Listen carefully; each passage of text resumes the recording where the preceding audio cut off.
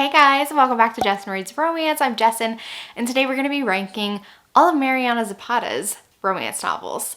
If you're unfamiliar with Mariana Zapata, she's like the queen of slow burn romance, and I normally don't gravitate to slow burn romance anymore. I found that I have a little less patience for the slow burn, especially when I just don't understand why the characters aren't getting together like right now, and I enjoy numerous and copious amounts of sex scenes in my books, so slow burn's not like my go-to, but Mariana Zapata has written some of my favorite romances, and I just love her books. I decided that I wanted to rank her books, and it might be a little controversial because there is a very popular book that everyone claims to be their number one, and it's not my number one.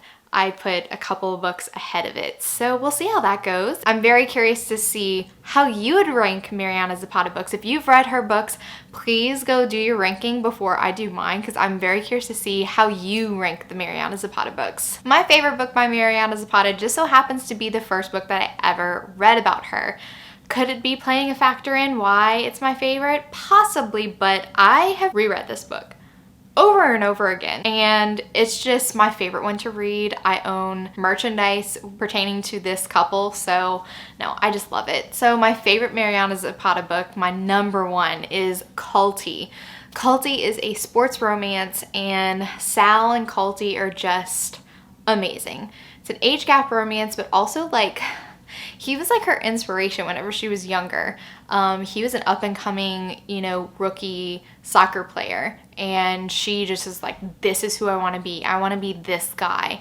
And so Kulti ends up by being one of her assistant coaches, and he is so grumpy and nothing like she expected. Whenever you meet your idol, you want it to go well, and whenever they're like an asshole, it's terrible. And this is what happens to Sal. I love their romance. It like turns from enemies to friends to lovers, and it's so beautiful, so powerful.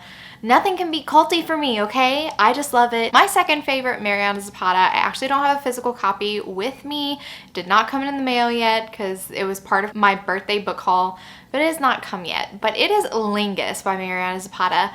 Lingus is one of the most underrated Mariana Zapata books, and I think that people got turned off because the hero is a porn star and the heroine meets him at like a porn convention. Kat has gone with her friend to this convention. Her friend is like so anxious to meet her favorite star, and Kat's just like browsing around. She runs into this guy, and they have like an awkward but not so awkward first meeting. They just click right away, and she has no idea that Tristan is actually a porn star named Robbie Lingus.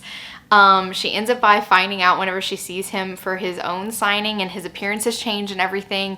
And it was really sad for her because she found like this connection with this guy, and then she's like, oh my god, he's a porn star, like, oh, this is never gonna work. They end up by keeping in touch and staying friends. This is a slow burn friends to lovers romance, and it is beautiful. I love it. We recorded a podcast on this, waxing poetic about how much we love this friends to lovers romance, and I just feel like people should be picking this up. If you want to read The Romate by Rosie Danan, which is on my TBR, it has kind of like a similar sounding vibe to it. I haven't read it yet, but apparently the heroine ends up by rooming with a porn star, and they start to fall in love. So I'm like, if you're gonna like accept The Romate, like please go back to Lingus and give it a shot. Like, come on guys, it's so good. I just want everyone to read it and love it. Coming in at number 3, we have From Lukov with Love. This is another sports romance. It's figure skating, and I love this enemies to lovers trope. It's forced proximity because the heroine Jasmine needs a partner, but Jasmine has had this like enemies relationship with Lukov because his parents like own the hockey rink or the ice rink that they all practice in, and he's always just kind of like belittling towards her, and they get paired to skate together. I just really love it. There's a really cute scene where Jasmine gets sick and Lukov actually like takes care of her. I'm a sucker for scenes like that. It's just beautiful. Then coming in at number 4 is everyone's favorite, which is The Wall of Winnipeg and Me. I love this book. I don't dislike this book, but to me the other couples kind of beat Aiden and Vanessa. Personally for me, I love Aiden and Vanessa, but like he can be a real douchebag, And there was a couple hurtful things that he said to Vanessa that I was like, it's taking a little too far, but I love this. I gave it 5 stars. Like, I don't dislike this book, but that's why it's lower on the ranking for me, is because I feel like he could be too much of an asshole at sometimes. But first of all, can I just show you how thick these books are? Look at these books. These are some thick boys, okay? This is like, well, this is thick too, but this is Lukov, but look how much, I mean, that is insane. These books are so hefty. How many pages? This is almost a 700-page book. And rounding out my top 5, which we still haven't gotten into the territory of books that I rated 4 stars yet. These are still all 5-star reads for me. This next one I also think is underrated. Rhythm and Chord and Malykyn is so good. Another slow burns, friends to lovers kind of romance. Gabby ends up by going on tour with her brother who's in a band, and she meets another member of the band, not her brother's band, but they're on tour together. They're putting on shows together, and his name's Sasha Malykyn. There's so many hilarious situations, and I also commend Mariana Zapata for not having her female leads to be like perfect or embarrassed whenever something like Gabby's brother teases her all the time, and like some gross, nasty, you know, brother and sister jokes and stuff like that, gross farting jokes, whatever. Anyway, Mariana Zapata does not shy away from like the grossness of just like reality, and I love it. This is such a sweet romance, and I don't hear too many people talking about this. I love them. Number 6 is, wait for it, the heroine, Diana, is cousins to Sal from Kulti. And Diana is actually the guardian of her 2 nephews. She has sole custody of them. And this is a neighbor romance. Dallas, her neighbor, I didn't love him when I first met him. And I think that speaks to Mariana Zapata's just way with words, the way that she develops these characters, because Dallas is so swoon-worthy, but I did not like him when I first met him. I was like, oh no. But also, this is actually Juliet Cross, my aunt's, her favorite Mariana Zapata. Well, one of her favorite Mariana Zapata. She loves Wait For It. And it's just so beautiful. Another really thick one. Like, these books are so big. Number 7 is actually the first 4-star that I have from Mariana Zapata. And this is one of those cases where it's like, once you read the level of epicness that all the 5 stars are, it's not that this is not an amazing book. It's like whenever I compare it to Kulti, it's just like I enjoyed it, but just not as much as I enjoyed Kulti. You know what I'm saying? So this is why it's 4 stars. But honestly, compared to like any other slow burn romance, 5 stars. It's under Locke, and I really do love this couple. We actually see them in Kulti. I'm gonna like talk about Kulti like the rest of this this video, but we actually see Kulti get a tattoo at this tattoo shop. So if you like read this book before you read Kulti, then you'll be able to see like a little cameo of Iris and is it Dex? I think his name's Dex Locke. I haven't read this book in a while. But Iris moves back to the Dallas area. Is it Dallas? I think it's Dallas, or maybe Austin. It's all like in Texas. Like that's where Mariana Zapata's from, and that's where she writes her romances. Iris moves back, and she actually gets a job at this tattoo shop owned by Dex Locke, and he's a member of a motorcycle club. But this is not a typical like MC, we deal secretly in illegal activities, whatever, kind of motorcycle romance that was like really popular during the time of like Sons of Anarchy. Like it's not that, because I'm way over that kind of thing. But Iris's father, her estranged father, was a part of this motorcycle club, so it's kind of like a, you know, get to know where my father's from kind of thing. And I really like this couple. Dex is definitely rough around the edges. Is his name Dex? Yeah, it's Dex. I did remember correctly. But he's a little rough around the edges, and I just like his and Iris's relationship. Next on my list is Dear Aaron. I don't have a copy of this one either. Dear Aaron is an epistolary novel, so it all happens through emails and text. Yeah, it's emails. Mostly emails.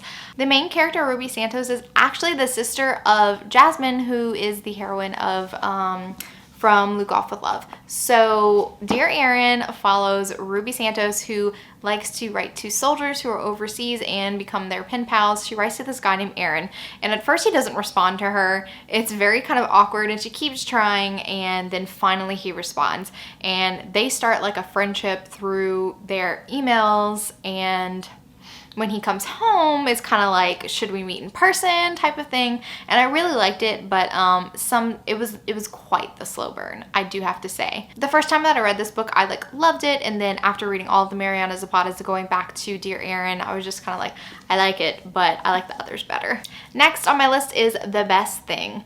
Now, this is one of her more recently published books, and I have been rating her more recent ones a little bit lower. So I really enjoyed The Best Thing. I did feel like it went on too long, and that's not something that I thought about any of the other 5-star books that I've read by Mariana Zapata. As you saw, I showed you, Kulti and The Wall of Winnipeg are like thick books I've ever owned, and this one's pretty hefty, but it's not like that, and I felt like this one was too long. It could have definitely been cut down. I really enjoyed the characters. There is like a secret baby trope, and it's a second chance romance. The hero is so freaking sweet though. Jonah, I believe it's Jonah, is a rugby player, and I remember when this book came out, I was actually watching the Amazon Prime series, what's it called? And they were basically following the All Blacks rugby team throughout one of their seasons, and there was a rugby player that I was like, I think this rugby player, like, did Mariana Zapata get inspiration for Jonah from this rugby player? And she tweeted me back and saying, yes, he is one of the inspirations, because he's like very soft-spoken, and that's how Jonah is. He's like a sweet cinnamon roll hero. He has a lot of groveling to do in this book, and he definitely needs to, but I felt like some of these scenes were just unnecessary, and I was just wanting them to get past it. And at the bottom of my list, I don't own this book because it was my least favorite that I've read. Luna and the Lie just did not mesh well with me. There are some elements with the heroine, which I can't even remember her name, and I'm too lazy to even go look it up. I've only read this book once. Oh, it's Luna. I mean, Jessin. Anyway. There was some history in like Luna's past that was a point of conflict in the story, and I just didn't really care about it. And she's like a mechanic, and the dynamic between Luna and the rest of the people who worked at the shop was just very almost annoying, because there was just like, I remember that there was this guy who was a complete asshole to Luna, and she just kind of like brushed a lot of it off, but like it was obviously a problem. And I would have brought it up a lot sooner than Luna did, and she was always just like, I can handle it. But like, he was going over the top, like, why do you hate me so much? I mean, why do you hate Luna so much? It was just a lot, and I didn't enjoy it. The romance I felt was very secondary to all of like Luna's issues with like the shop and her past and all that stuff, like what she was running from. And I just didn't really care for it. Also, Luna's best friend is the heroine of The Best Thing. I completely forgot about that. And I didn't rate Hands Down because I have not read Hands Down yet.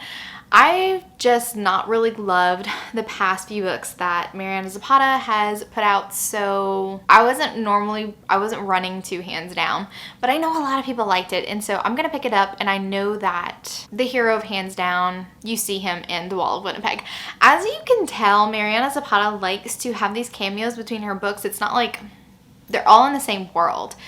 Any of these characters could pop up in any one of the other books, and there's always like this like little bitty friend connection between one hero or heroine of this one, or like Kulti, where they go to the tattoo shop and Dex is the tattoo artist. And so it's just like really nice, and I like those cameos. And I think maybe Rhythm and Chord and Malykyn is the only one that I don't feel like it ties into any of the other books, but I could be mistaken. I need to do a reread of all the books. Kulti is the only one that I like. Kulti and Lingus are the only one that I like religiously reread, like once a year minimum. Alright guys, if you're a fan of Mariana Zapata, let me know in the comments, if you've not already, what is your ranking of the books, and or at least what's your top 5 or top 3? Do you disagree with how I rank some of the books? Do you love her more recent books? I'm just very curious to see what you think.